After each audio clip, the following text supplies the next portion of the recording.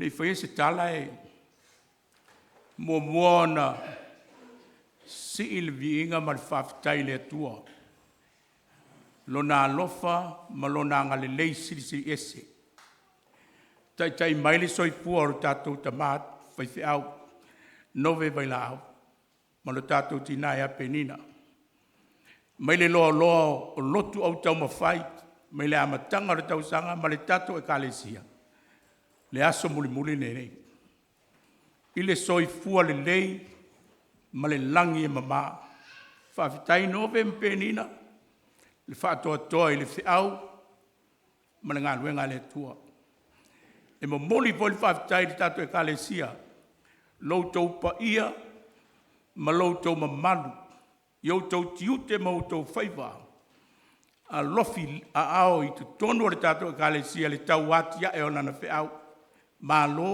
whaafitai tautua. Whaafitai le anga le leo le atua o lo whaalia i outou a ao ma o tātou lima. Whatalofa poi i sunga i tai o Kamupani taitas ma o lātou vaenga ese ma lo le tau mawhai mai mo le tātou lotu whaiu o le nei tau sanga. Ia e fia mo le fwoi whaafitai i nai a tātou ma lo o lo tātou whaitapo i whaatasi le nei tai au. Whawhitai le alofa ma le anga le leo le atua o tai mailo tō soifua.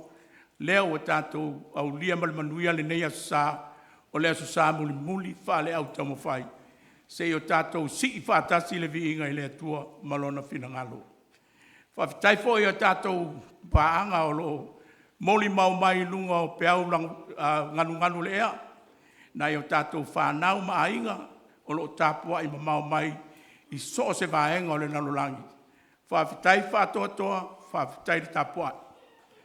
O le vaenga le nei o le Kamupani nei a le Aufaipese. Ua filifili ai au e sunga i tai pese ta mama, tai pese tina. Ia e whai mau mātou sui. E mo moli atu sa mātou soani whale a le tātou tāpua inga le nei tai au. O le manatu o lo whengai ma le au tau ma whai, ma le Aufaipese. O anga ale kirisiano. O anga ale kirisiano. Ma o le tusi filifilia o maua le le tusi ale apostolo Iakopo, lona mata upo e lua. Whamale mo le sue ane lau tusi pa ia. E se tato whai tau whelafolapoa i le whai mua e o le skurtolo e le tele ni whai upu. Iakopo, umalo e pelu Iakopo, petelu mua petelu e lua. A Iakopo e lua, ia a tato whai tau whelafolapoa i mali whai upu e spuru mua e o i le spuru tolu, whamale mole. Ia whafofonga ia fionga pa ia le tato atua. O uso e, a wato te whailonga tangata i lo tau taofi i le whaatua tua i lo tato ali ma malu o Jesu Keriso.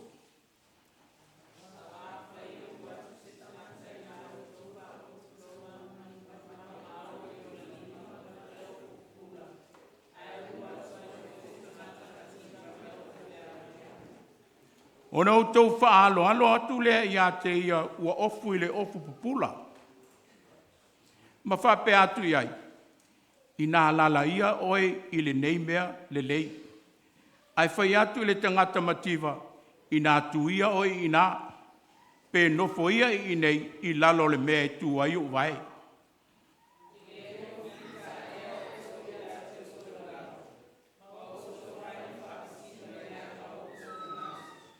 O uso pele, whaalongolongo maia.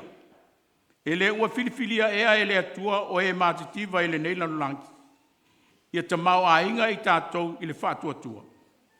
Ia tō fia foi i le mālo ua ia fola ina mai i e alolofa i a te oia.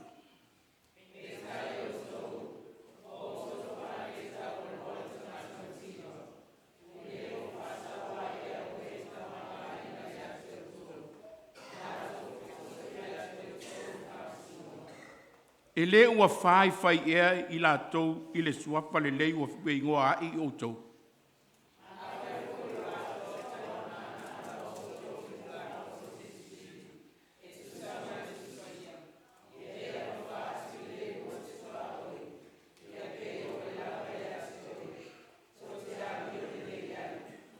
Ai a whai tō te whaelonga ina tangata.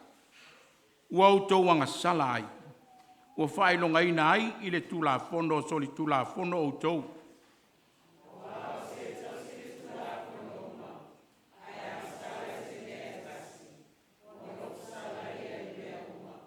Awa o ia na whetalai mai. Aua le mai le muli lua. Ua whetalai mai foi o ia. Aua le whasio tangata. A whai e te muli lua. Aua e whasio tangata. Ua whai oe ma soli tū la fono.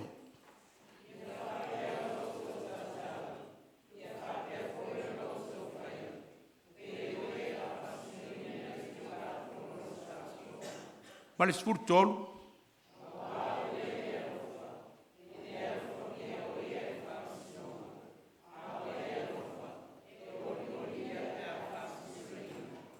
Whaftai, ia whamanu e mai tātou e le tua le tātou whaitau i ana whiong pa ia. Ole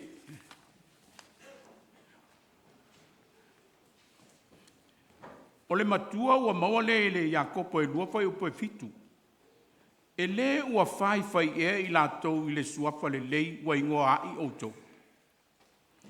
Ma ua vai ina ia le nei mata upo o anga le kerisiana. I vaenga te tele e wha. Vaenga mua e i loa le kerisiano i lona whaatuatua.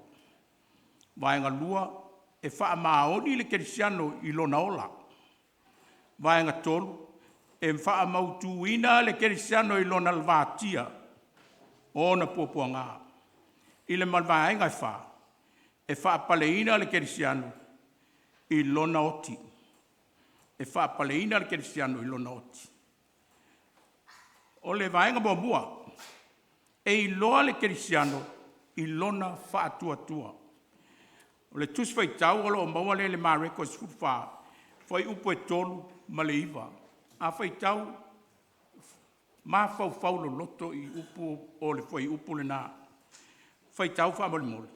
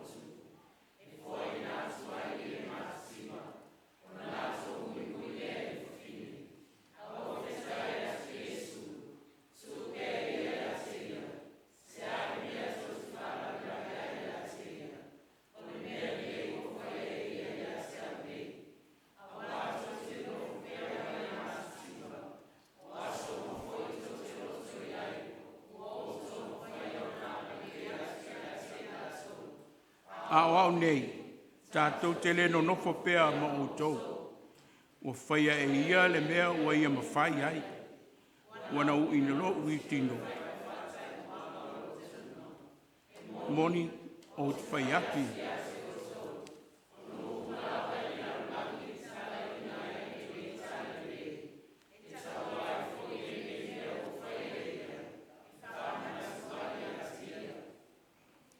E moni o te whai atu i ate o tau. O nu umalava o le lanolange o tala ina i aile nei tala le lei. E tā uai foi le nei mea na whaia le nei whawhine. Vaenga i rua. E wha maoni le kerisiano i lona ola. Tusi whai tau.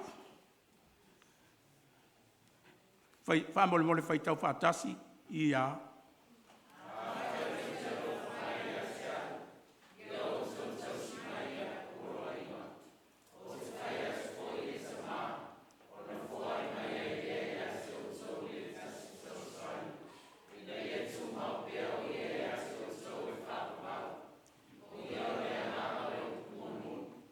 Le ma whai e langi o le talia o ia. Wa ua le wa aia o ia. Ua le i loa fo o ia. A o ia.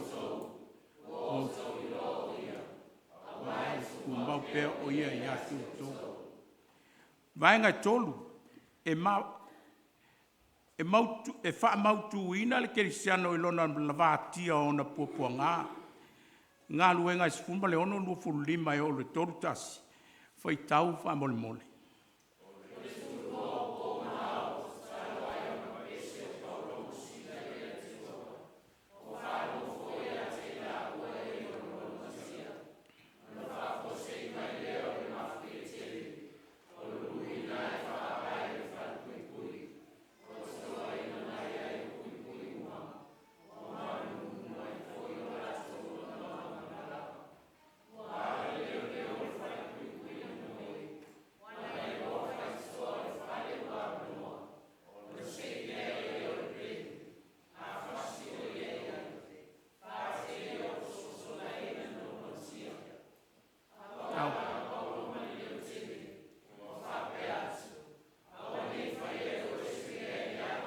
Oe, wao i nei mātou umalaka.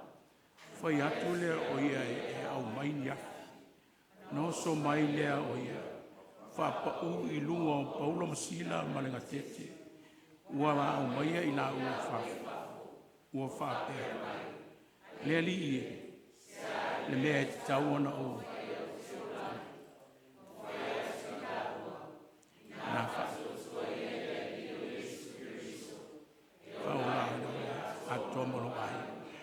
E wha mautu ina le kerisiano i lona la vātia o ona puapua ngā. Vai ngai wha. Wha pale ina le kerisiano i lona oti. Ngā luenga e fitu, whai upo e 5 wha e o i le ono sfuru, tato whai tau whātas.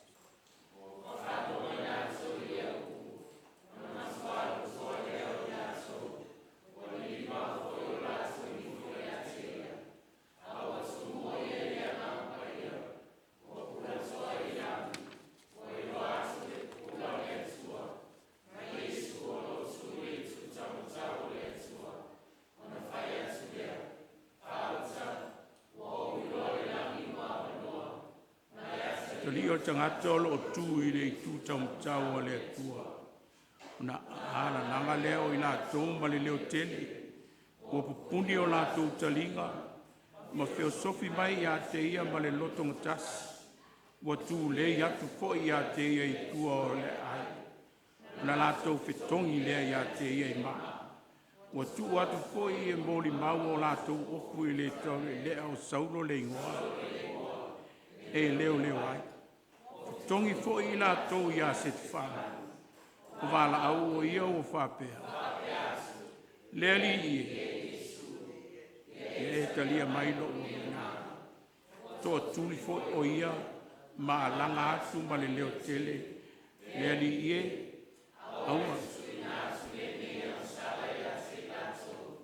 O umatu ia.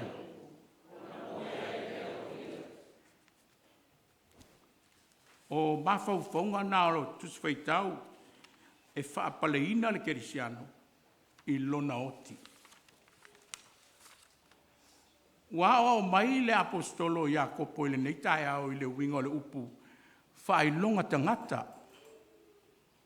Pe ona tā ua le whai mua ma tā upo e lua o le tusi. O usoe. Aua tō te whailonga tangata i lo tō tā ofi le whaatua tua i lo tātou ali ima malu o Jesu Keriso. Aua tō te whailonga tangata i lo tō tā ofi le whaatua tua i lo tātou ali ima malu o Jesu Keriso. Tō tūsa le lei o le whailonga tangata i le manatu o le apostolo. O seanga sala e mātu i a i luma o le atua. Tu tusa Malofou ai maunalo i le lua te tua oi. Le winga le nao le upu filitaa. O le whewha masino ai. Tasi tangata kerisiano i le isi. Ma ua whaaleanga ai o tatou loto. O nao lea, whailonga tangata. O le ai se whewha alo alo ai. Le tasi i le isi. Ua vaai maunalo le tasi i le isi o na uso a kerisiano. Ua le aisi o tātou o la whengale ngale ai. Au a tātou whetui ai. Pe o upo le tunu. O lo tātou whe misa ai. O nisi e ilongo fia lava I lawa ai.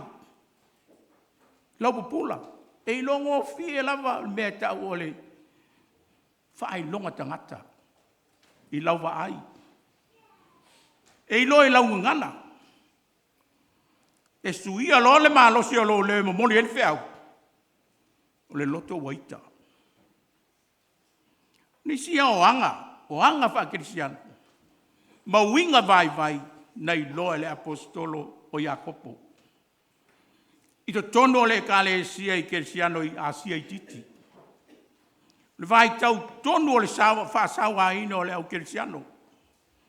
Pulenga malosia le malo romba. Na o tua Yesu. I le tā ua o le polo inga sili.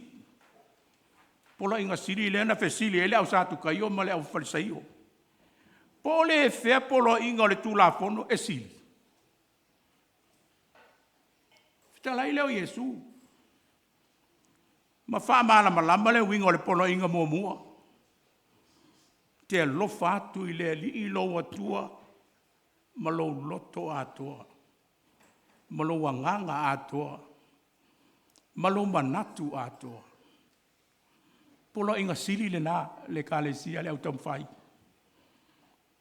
Whapena ma le polo inga lona lua. Te lofa atu foi I le lua te tua oi. Pe o oe lava I a te oe. O ina olo ta oto ia o onga le apostolo I e kalesia umai e tono asia I titi. Ma o seanga sanga pito ta a tele lea. O lo soifua ma o lai le to tele o tangata I ia ona po. Ia whapena foi I o tatou po. Nei aso. Tatou whai longa tangata. O lo mai Iakopo se whateitei ngā whaingofie I ni tangata se toa lua na o le lotu I tae ao le sa. Tasi o I la ua, na alu I lana ta vale foua, malona suti felesi. Toi nofo I le fale fou tono o le taulanga. Tangata e mau oa. A le tasi o I la ua, tangata mativa e fōlinga, e I loa lava I ona fōlinga. Malana ta vale na alua I le lotu I tae ao le na. Sta vale tuai ma le pule o lona tino. O na lava fo. E matua ma e ule matanga. Masa e sai. O wā o I o le tangata mativa. Le a onga lo mo moli mai le apostolo le au tamu whai. Aua tātou te whai longa tangata. Aua tātou te whaai maulalo I le isi o uso. Tua oi. Aua tātou te whewha masino ai. Le tasi le isi. Le onga le apostolo mo I tātou tu tusa tangata umalava. Tu tusa. Tangata umana whaia I le atua I lona wha tusa pa ia. E leo se wha tusa o se manu tulou. Na whaia I oe mau e le atua I. O le wha tusa o le atua le kalesia.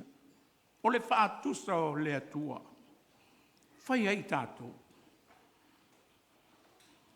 Lona wha tusa pa ia. Na whaia I oe mau. Ina ia. Ina ia le leia tātou wanga a mio. Whakerisiano yaso uma. Ele na ase aso te tasi. A o taimi uma.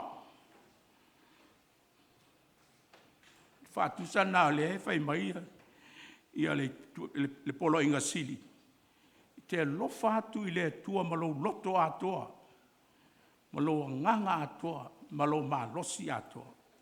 Ia lofa atu I le lua te tua oi. Ia pei o oe lava. Leo tamu whai. Whapewe ona tātou whasoa le whaola tanga le atua I tono o tātou mawhitanga ua malepe lepe. Ma o pe puri tua. Whapewe. Whapewe ona tātou mamoli le whiaua le alofa.